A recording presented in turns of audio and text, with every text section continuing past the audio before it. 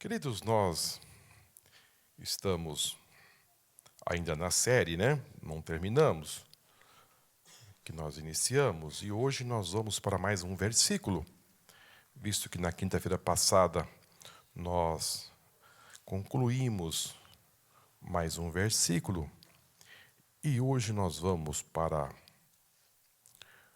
o versículo de número 10, aqui na minha Bíblia, não, 10, versículo número 10. E, para tanto, abra comigo a sua Bíblia em Mateus capítulo 5, versículo 1.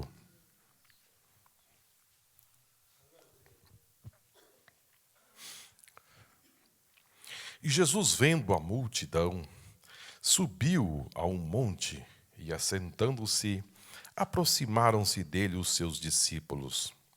E, abrindo a sua boca, os ensinava, dizendo: Bem-aventurados os pobres de espírito, porque deles é o reino dos céus. Bem-aventurados que choram, porque eles serão consolados. Bem-aventurados os mansos, porque eles herdarão a terra. Bem-aventurados que têm fome e sede de justiça, porque eles serão fartos. Bem-aventurados misericordiosos, porque eles alcançarão misericórdia. Bem-aventurados limpos de coração, porque eles verão a Deus. Bem-aventurados pacificadores, porque eles serão chamados filhos de Deus. E bem-aventurados que sofrem perseguição por causa da justiça, porque deles é o reino dos céus. Queridos, como eu já tenho dito aqui aos irmãos, este sermão ele vem ganhando assim uma amplitude, no sentido de Jesus ir passando os pontos que ele desejava de forma assim pedagógica, porque ele vai agora colocar aqui uma palavra, sofrimento, dizendo que felizes os que sofrem. Para o mundo, irmãos, isso é um paradoxo muito grande, porque lá fora não se junta estas coisas, sofrimento com felicidade. Não tem assim uma conexão essas duas coisas. Dizer, olha, você vai sofrer, mas você vai ser feliz. Não, o mundo não pensa assim. Sofrimento, ele quer distância. Ele não junta o sofrimento com felicidade.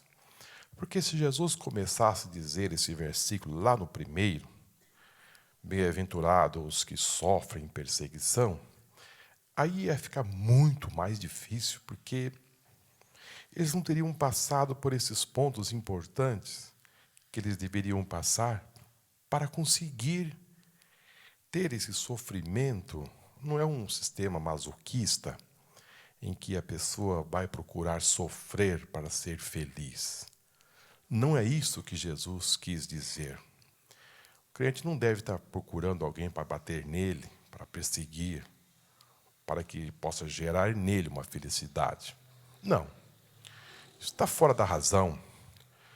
O crente não está atrás de lutas, de problemas, enfim. E até porque também Jesus ele vai colocar uma palavra aí que ela tem um ponto muito importante. Porque ele diz assim, bem-aventurados que sofrem perseguição por causa da justiça. Então não é por qualquer motivo que você vai ser feliz, enquadrado nesse sofrimento que Jesus está pontuando aqui dentro do reino. Então, se você está tendo um sofrimento que não é por causa da justiça, não está enquadrado aqui. É bom que tenha esse entendimento, porque as pessoas podem achar que qualquer sofrimento, Jesus está dizendo, mas eu sou bem-aventurado. Não. É por causa da justiça, porque deles é o reino dos céus. Né?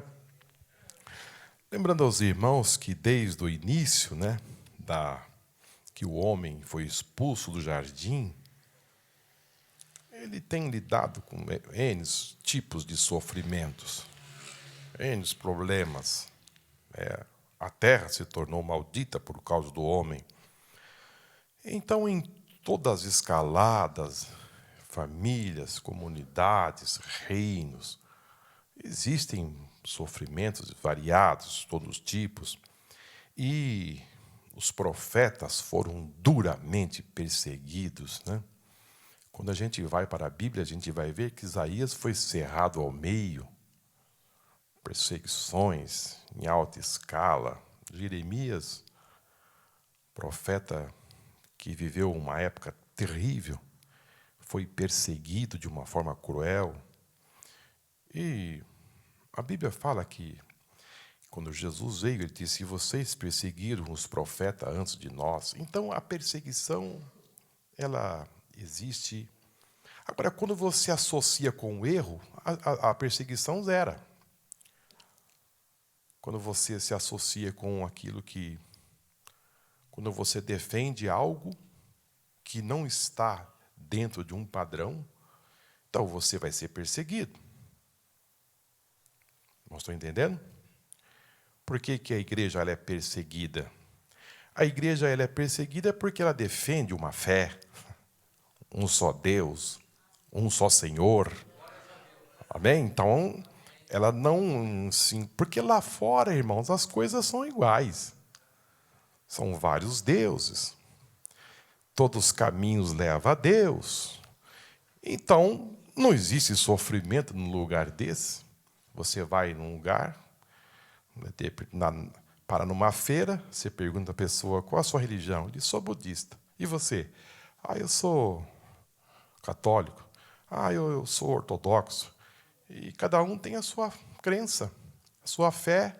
Então vivem assim de forma acreditando. Ou seja, a verdade agora não é mais absoluta. A verdade agora cada um defende a sua verdade.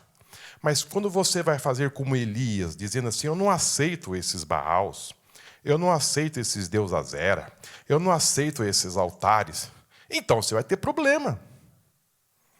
Então você vai ter perseguição. Se você lá na escola for diferente, você vai ser perseguido. Mas se você se esconder, se camuflar que você é crente, você fica no meio do povo. Ninguém vai te molestar, ninguém vai dizer nada. Ninguém... Agora, quando você defende uma fé, irmãos, por que se os crentes do primeiro século dissessem para Roma assim: você aceita o nosso Deus, que nós aceitamos vossos deuses, não teria problema. Mas quando o cristão diz: só o Senhor é Deus, aí dá problema. Aí vai enfrentar dificuldades. Então, por isso que a igreja ela é perseguida. É por isso que o povo de Deus é perseguido, porque ele defende um Deus e uma fé. E a verdade está na palavra de Deus. Então, você vai ter N perseguições aqui nesta vida. Não estou entendendo? Agora, Tiago, irmãos, Tiago no capítulo 1, versículo 4, ele vai escrever esta carta numa época, irmãos, em que os problemas, a perseguição foi implacável.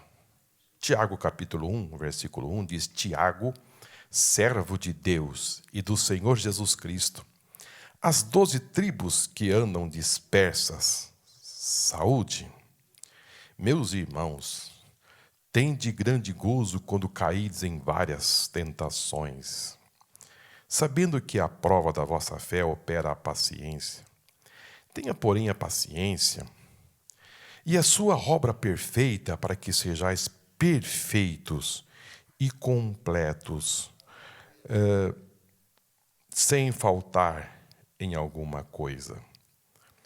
Tiago aqui, irmãos, ele vai escrever esta carta de uma forma geral. Ele não é uma carta específica a alguém, Mas ele vai ampliar esta carta e vai dizer às 12 tribos de Israel. Eles não dizer que eram as 12 tribos, mas ele está dizendo que são judeus convertidos ao cristianismo, porque ele entende que era um momento difícil, de grande perseguição, em que o povo de Deus estava passando. Irmãos, se nós estamos aqui hoje, vivendo aqui, bonitinhos aqui, lembre-se de uma coisa: muitos dos nossos irmãos pagaram um preço altíssimo. Deram as suas vidas, foram expulsos das suas casas, foram arrastados, os seus bens foram saqueados, perderam empregos, saíram dispersos, errantes pelo mundo, sem saber para onde ia. Então Tiago vai dizer, mandar esta carta, diz aonde encontrar alguém para que leia essa carta, aos perseguidos. Porque nós estamos na nossa casa, tranquilos. Vamos para o trabalho, voltamos, pegamos o nosso carro, ficamos bravos quando o pneu fura. Ei, furou o pneu, justo agora. Esse trânsito. Os irmãos aqui, irmãos, ficaram sem casas. Ficaram sem nada. Tiago, ele vai pegar a sua caneta e vai dizer: eu preciso ajudar esses irmãos dispersos. Por onde eles estão? Não sabemos. Porque a perseguição era muito grande. E a perseguição não vinha de Roma, não, irmãos. A perseguição estava muito mais voltada para os seus contemporâneos judeus, que queriam que eles voltassem ao judaísmo. Então são os irmãos de sangue que mais perseguiam.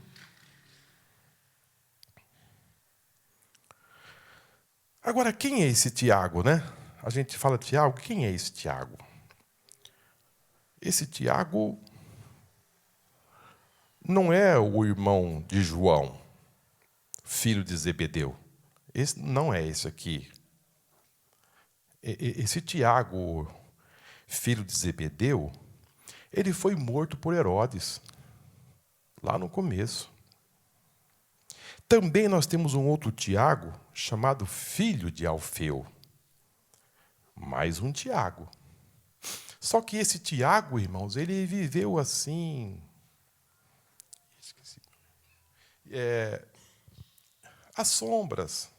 Não se tem nada escrito dele. Se procura alguma coisa e não acha. Isso significa dizer que ele não realizou um trabalho. Mas se procura, não se encontra. Mas ele se chamava Tiago. Nós temos um outro Tiago que não podemos dizer que não é este o meu irmão de Jesus, que está registrado em Marcos capítulo 6, e versículo 3, aonde ali se escreve que Maria teve mais filhos. E Tiago encabeça essa lista como depois de Jesus, é ele que aparece. Jesus teve mais irmãos, teve irmãs, mas esse Tiago aqui se subentende que foi o segundo filho na lista de Maria. E esse Tiago, irmãos, eu penso a dificuldade que ele teve de conviver com Jesus na infância.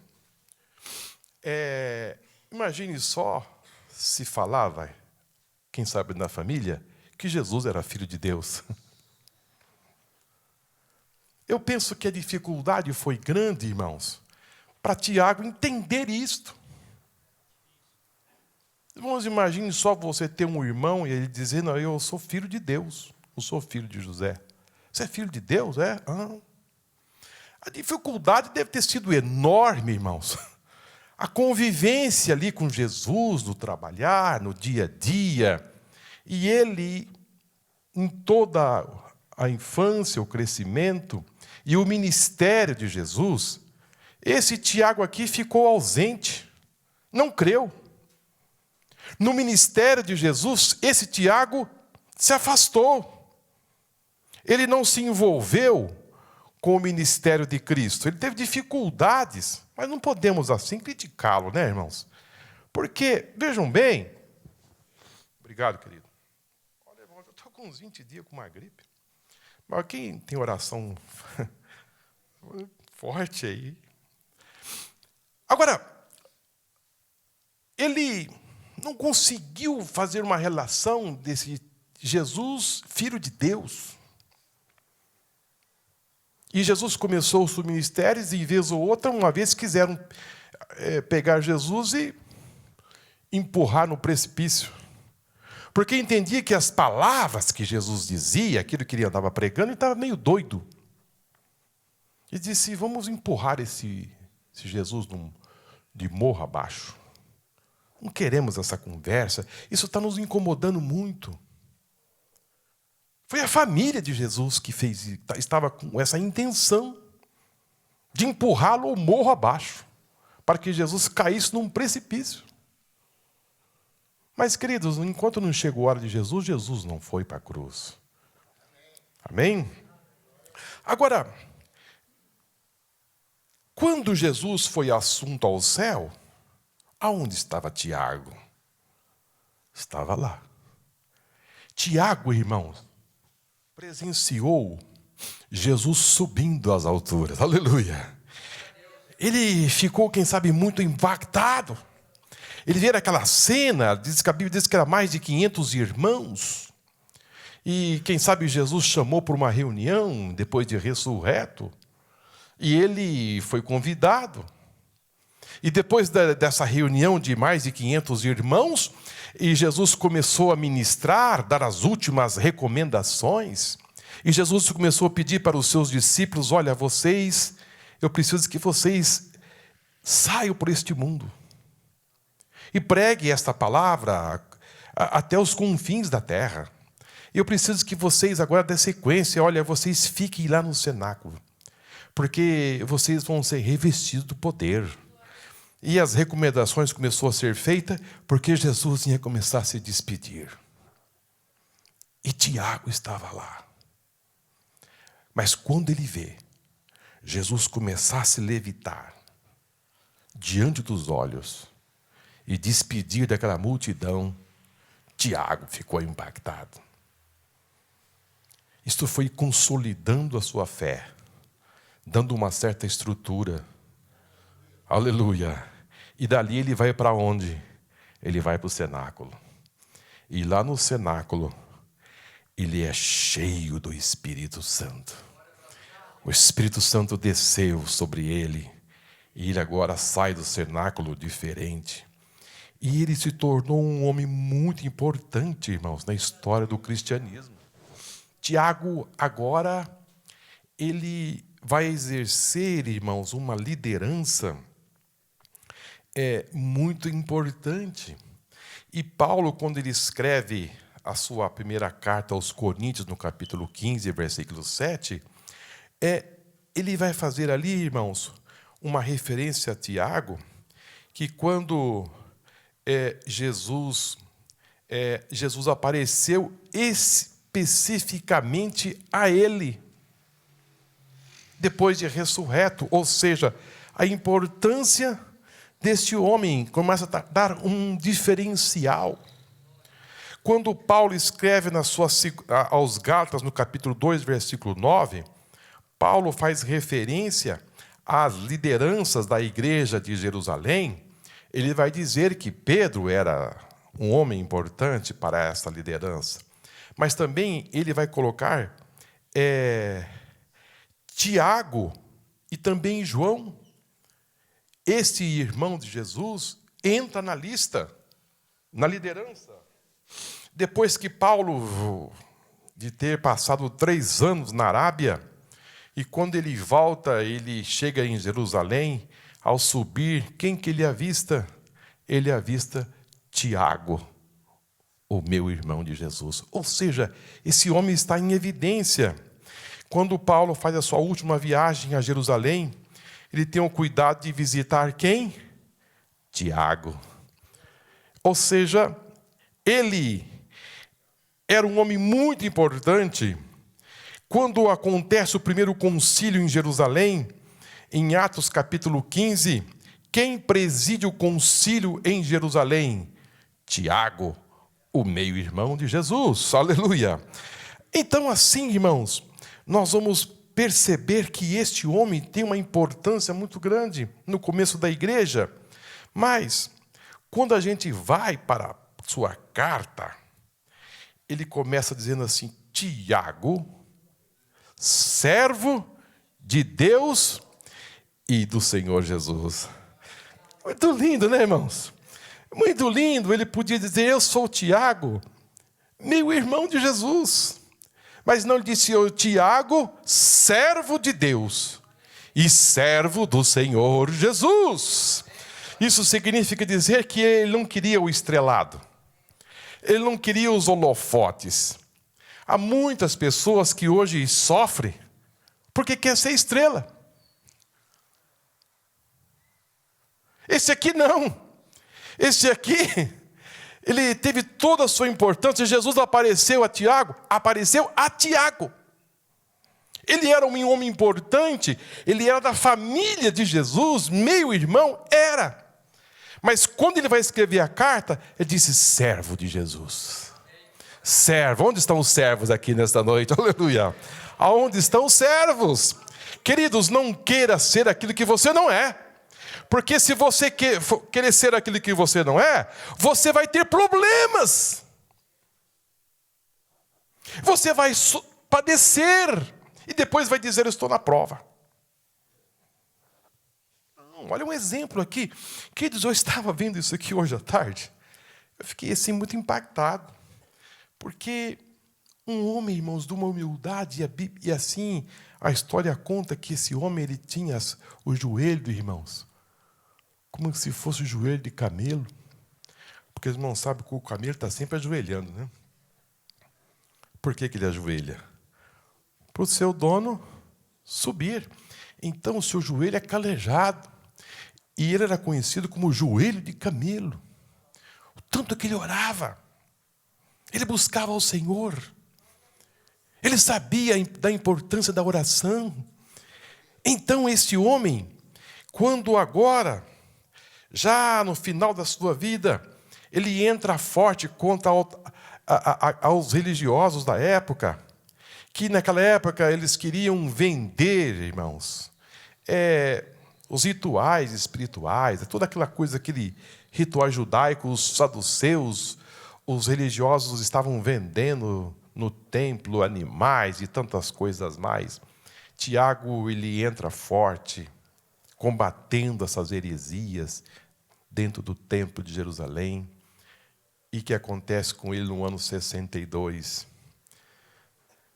Ele é apedrejado e morto. Mas eu preciso dizer aos irmãos, ele deixa uma carta maravilhosa para todos nós.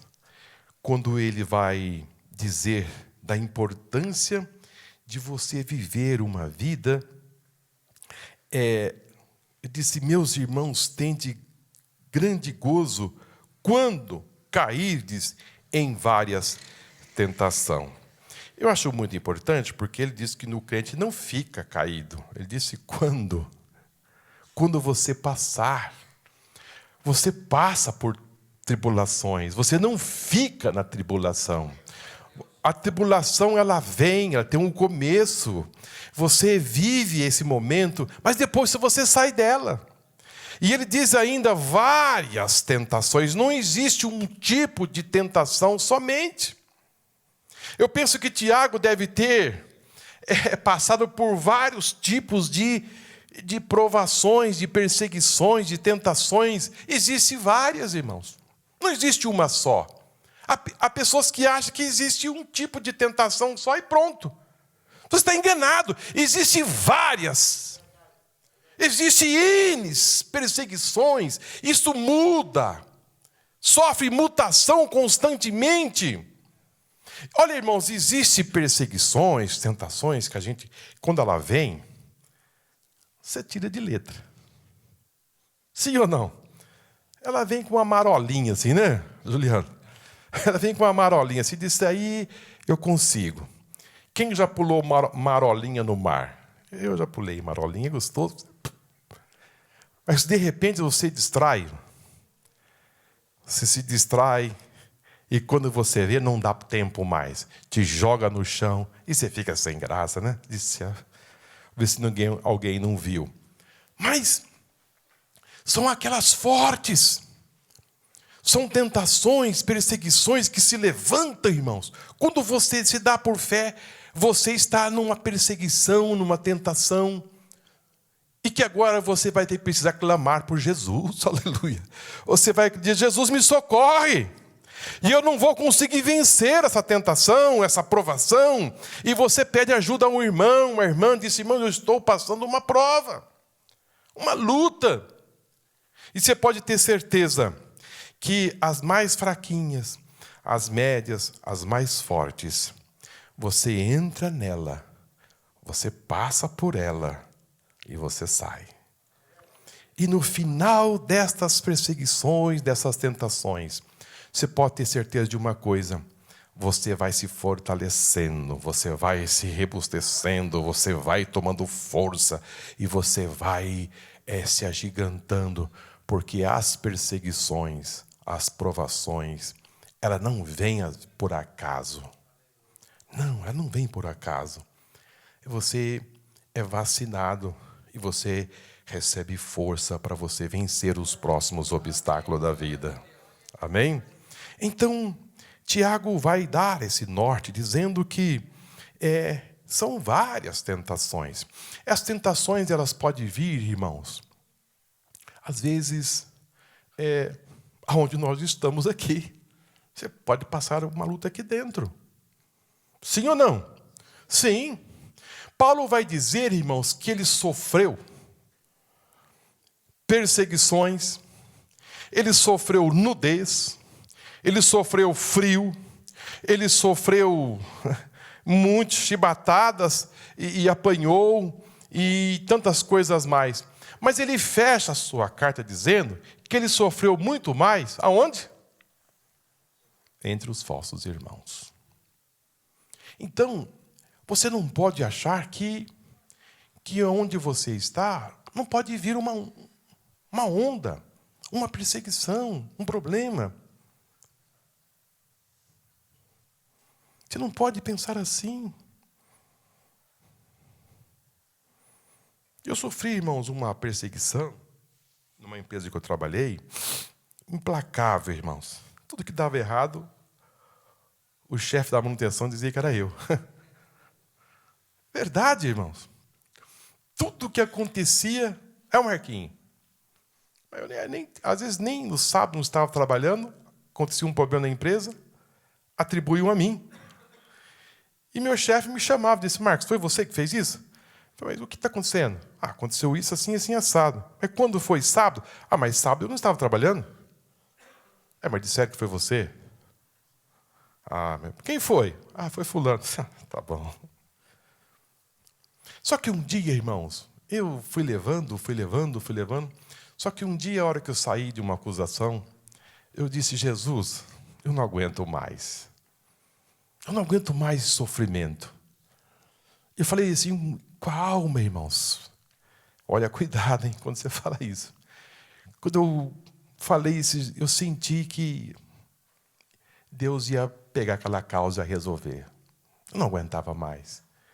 Quando foi isso na sexta-feira, quando foi na segunda-feira, eu cheguei na empresa e muitas pessoas percebiam que era uma perseguição. E as pessoas me procuraram e disseram, Marcos, você sabe quem foi demitido? Eu disse, não. Disse, foi fulano. Agora você vai viver em paz. Eu disse, mas como assim? Ele era muito amigo do chefe dele, eles viviam aqui, saíam, viajavam, festas e tantas coisas mais. Ele disse, ninguém sabe. Até assim, eu fiquei lá vários tempos ainda, ninguém falou o motivo. Sabe o que acontece? Deus toma a tua causa. Deus toma a tua causa.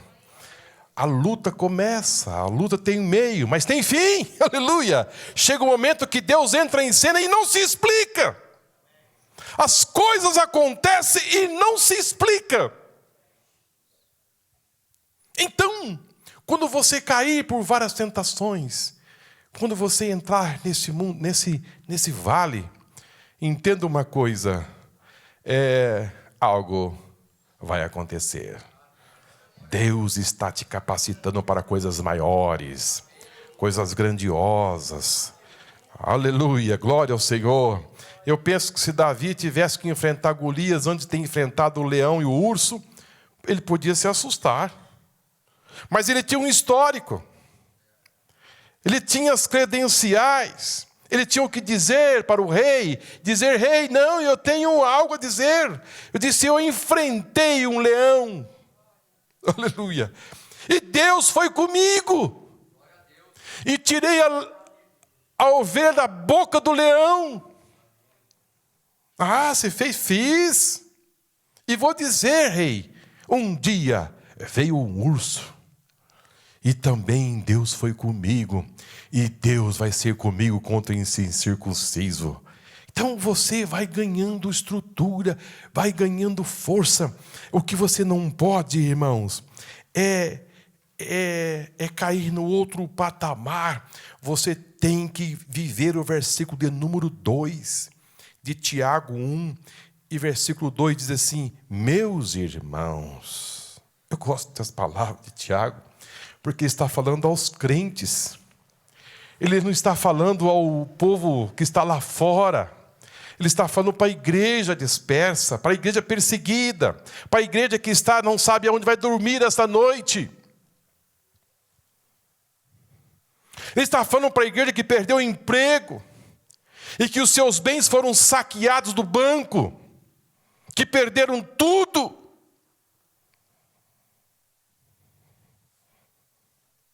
Você vai no banco, chega no banco, lá caiu uma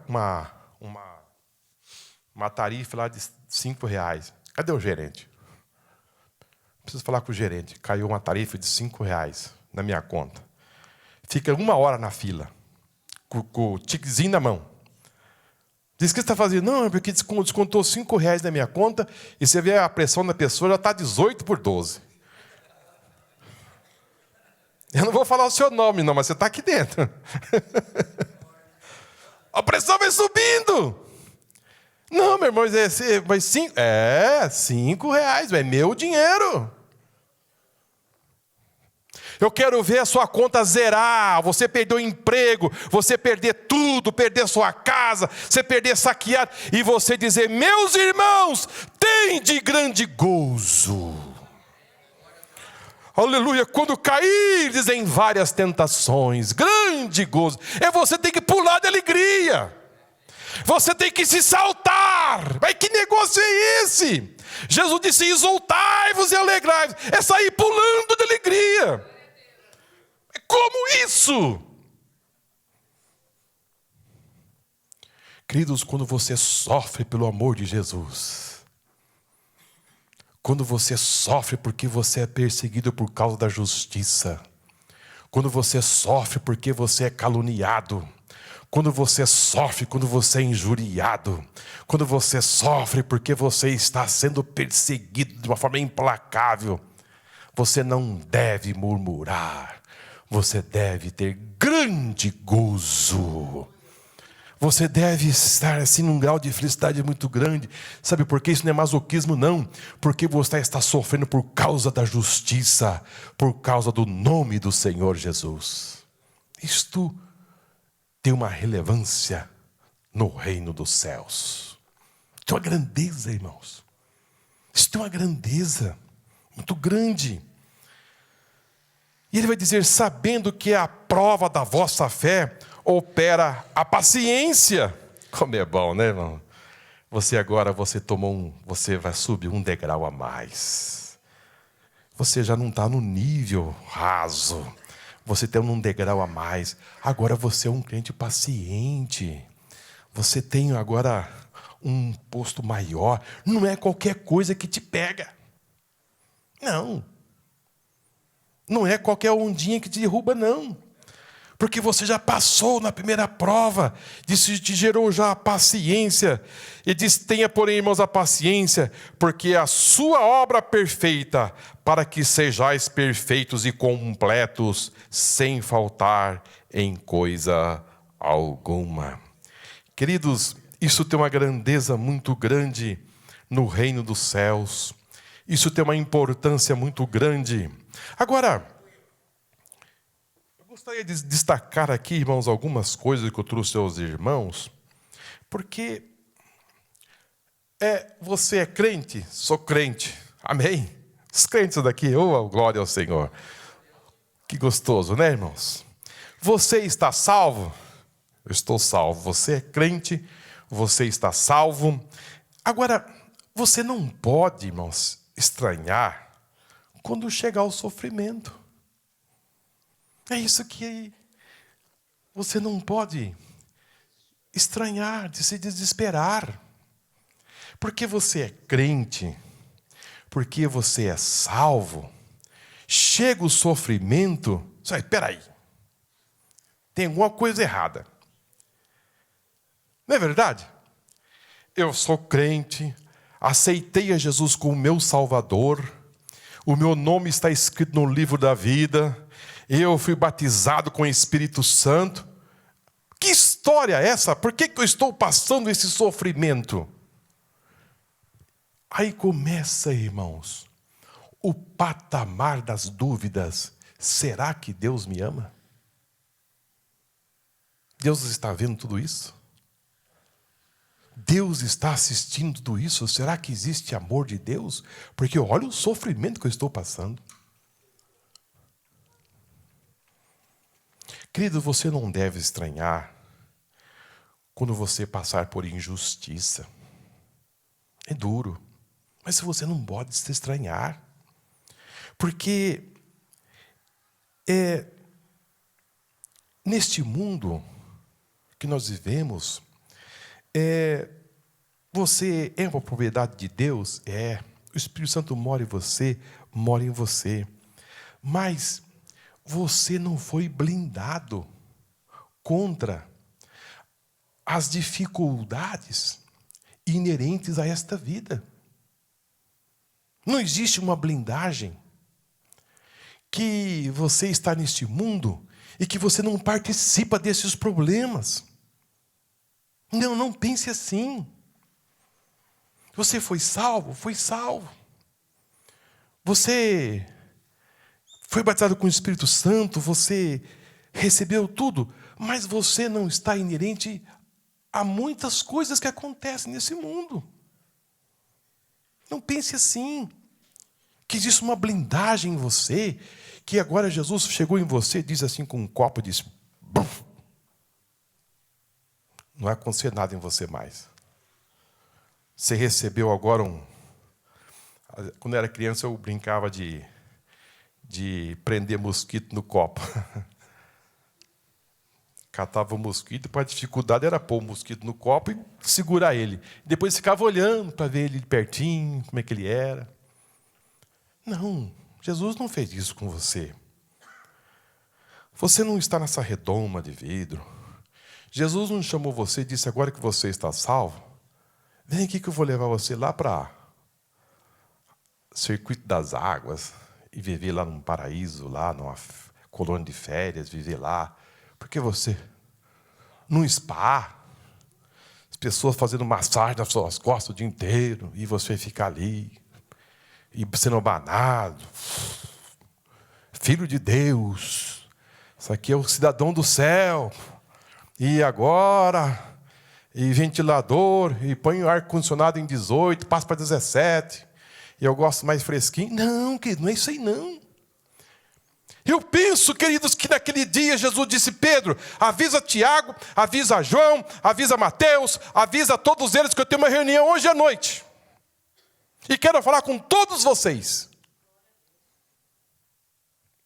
Porque Jesus disse, eles já viram eu multiplicar 5 pães e 2 peixinhos, e mais de 5.000 se alimentaram.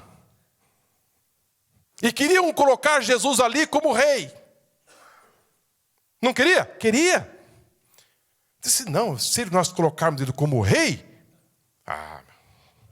vou trabalhar mais não.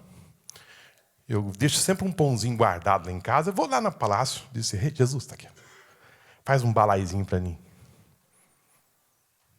Nem pescar precisa mais, porque Jesus multiplicou pães e peixe, né? Esse negócio de enfrentar esse mar da Galileia acabou. Acabou esse negócio de pescaria com Jesus. É tudo que nós queríamos. E de repente Jesus anda sobre as águas. Isso, não precisa nem de barco mais. É só de Jesus, pega na minha mão e vamos andando por cima das águas. Queridos, na cabeça dos discípulos, começou a se criar um mundo sem problemas.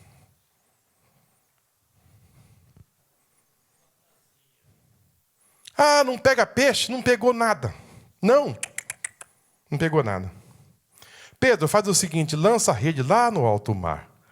Jesus, mas lancei lá a noite inteira. Peguei nada. Mas o senhor está falando. Pedro lança as redes. Que negócio é esse? Ficou pesada a rede, Mário. Deve estar enroscada lá embaixo numa pedra. Uma vez eu fui pescar e o anzol ficou pesado. Eu disse, peguei um peixe. Grande. E era noite, irmãos. Ia numa fazenda aqui em cima. E eu não queria pescar aquela noite. E um parente disse, vamos. E eu fui. E quando a vara ficou pesada, eu disse, peguei um tubarão. Muito grande, pesado.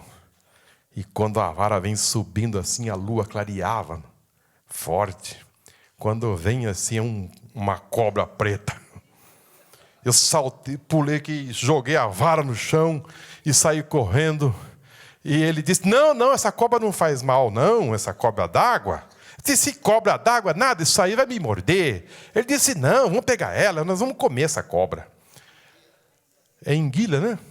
Enguia. Fiquei assustado com aquilo e acabou a minha pescaria.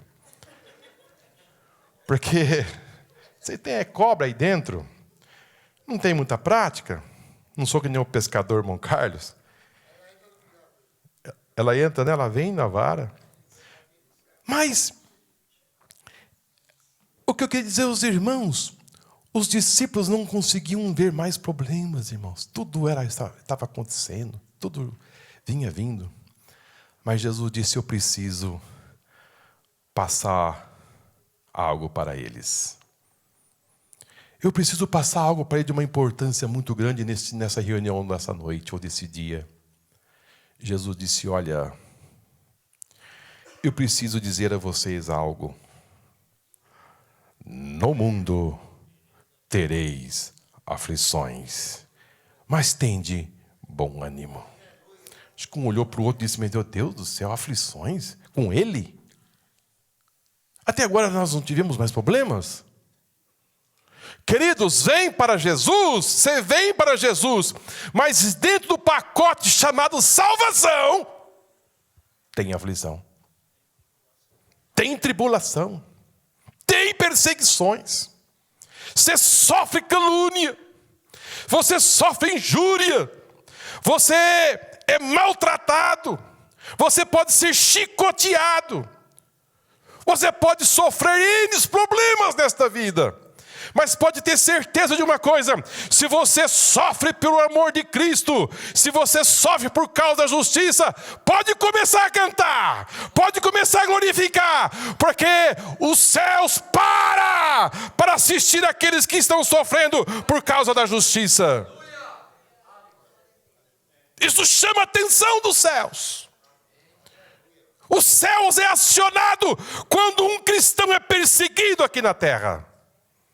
Quando as pedras caíram em Estevão, quando ele estava sendo apedrejado, ele começou a dizer, Pai, perdoa eles. Que grau que ele estava, irmão. Às vezes, irmãos, a pessoa, às vezes por não ser cumprimentado, desaba. desaba. O que foi? O irmão não me cumprimentou.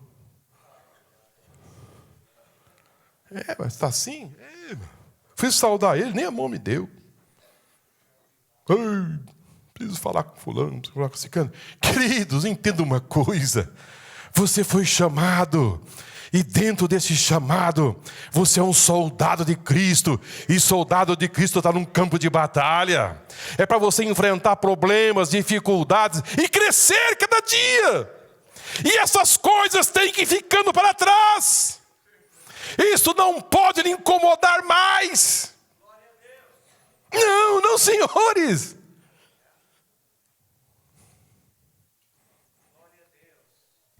Eu cheguei em casa um dia, muito triste, irmão. Eu achei que ela estava triste. Ele disse, mãe, estou triste. Era solteiro. Ele disse, fui cumprimentar o irmão dentro do ônibus, ele nem olhou para mim. O que eu fiz para ele? E estava assim, pensando, o que eu fiz? E depois não passou assim poucos dias, eu fiquei sabendo que a sua visão estava bem limitada e ele não estava conseguindo identificar bem as pessoas. Olha só, irmãos, a gente cria, irmãos, em nossa vida certas coisas que nem está acontecendo. De repente nem foi aquilo mesmo que você pensou a respeito do seu irmão, você já cria uma imagem. E constrói um castelo. E fica sofrendo por aquilo que não existe.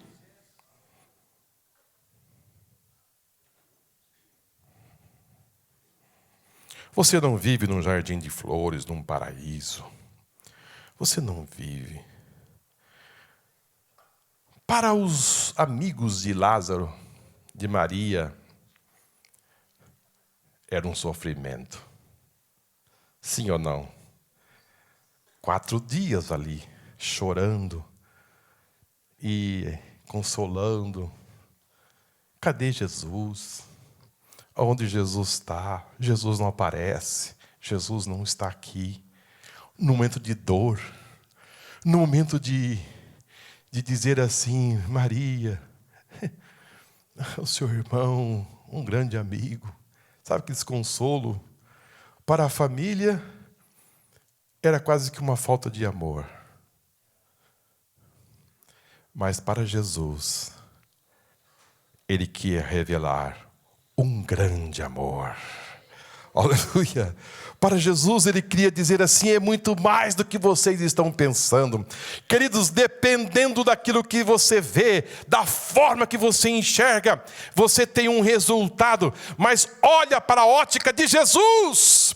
Aquilo que Ele quer dizer para nós está escrito na sua palavra. Aleluia, acredite que Jesus tem o melhor para mim e para você.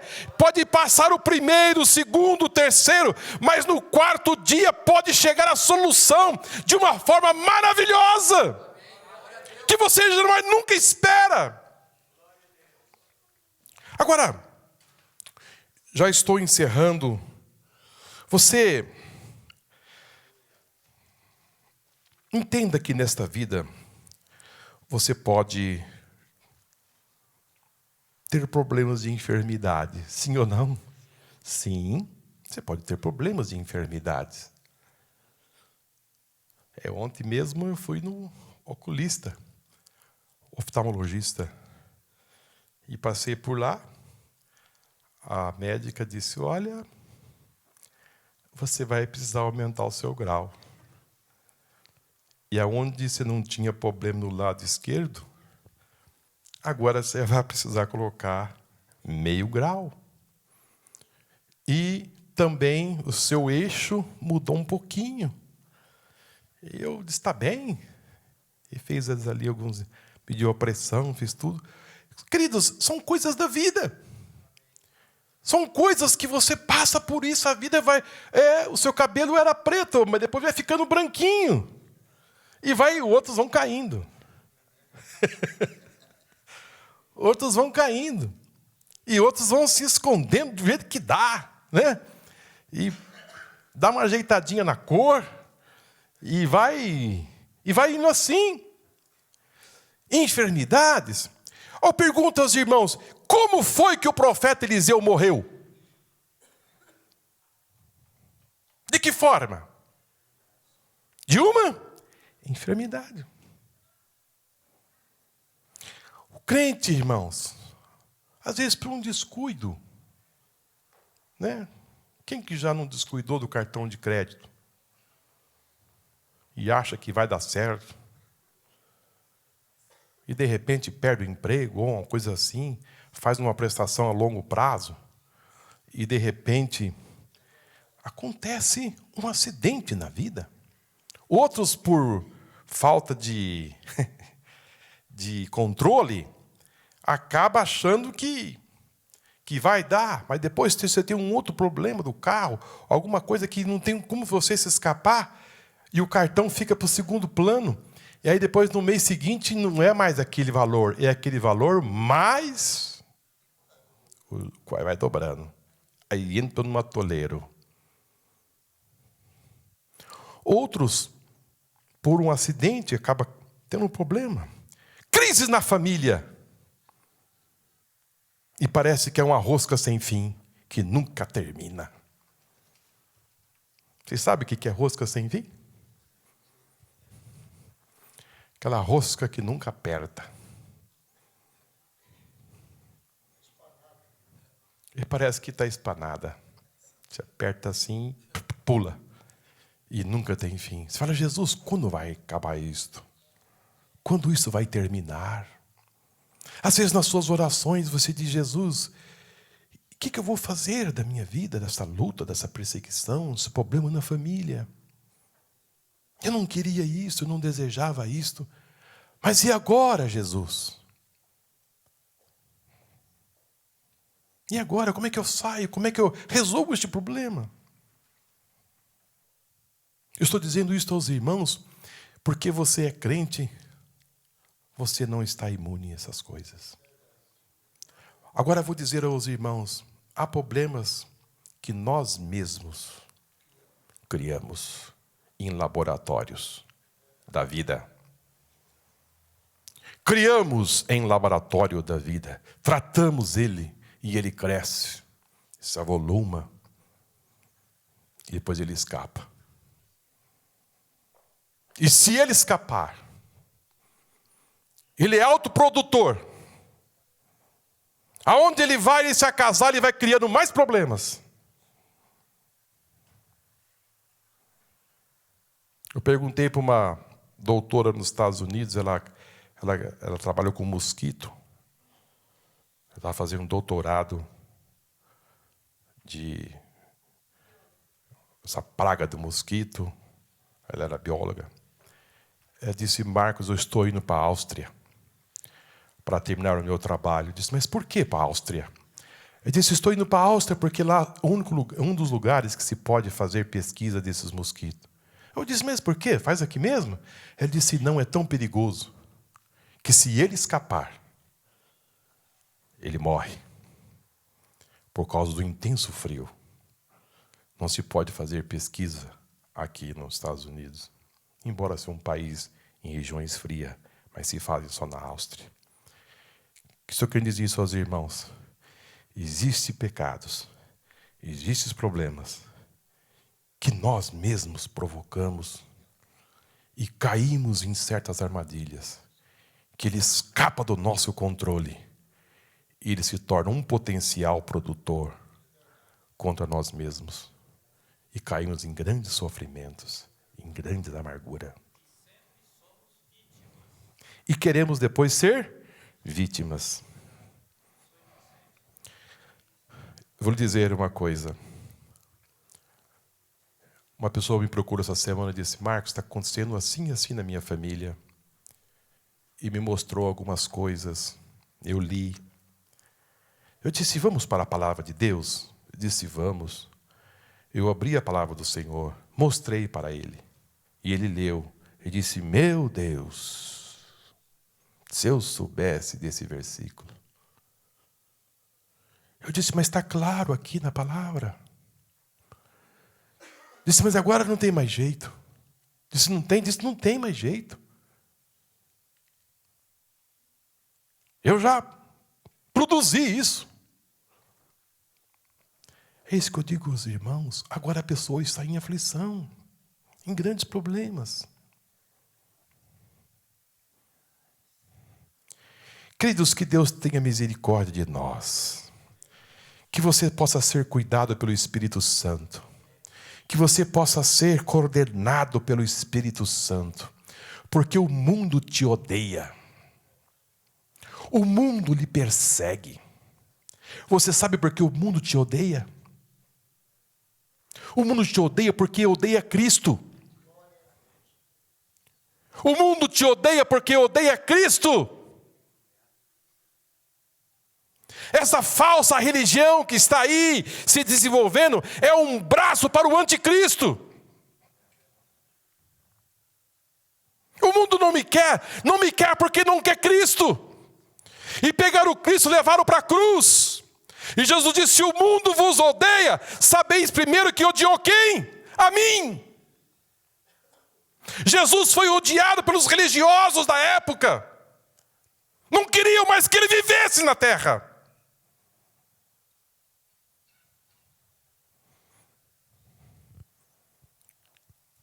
Não pense que o mundo gosta de você.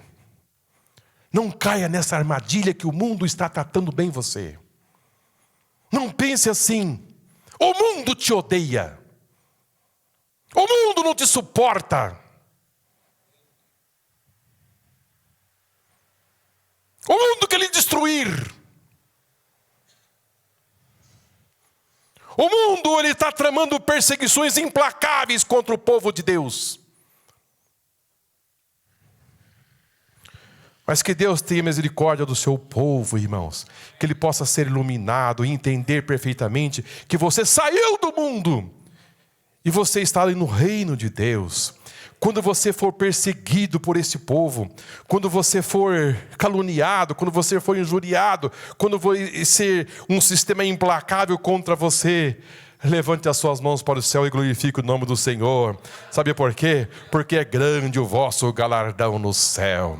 Quando Estevão estava sendo apedrejado, ele viu os céus abertos, aleluia. E ele viu Jesus à direita do Pai, para recebê-lo lá nas mansões celestiais.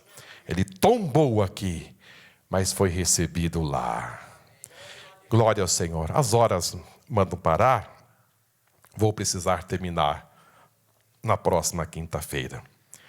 Que Deus abençoe. Vamos aplaudir o Senhor por essa noite maravilhosa.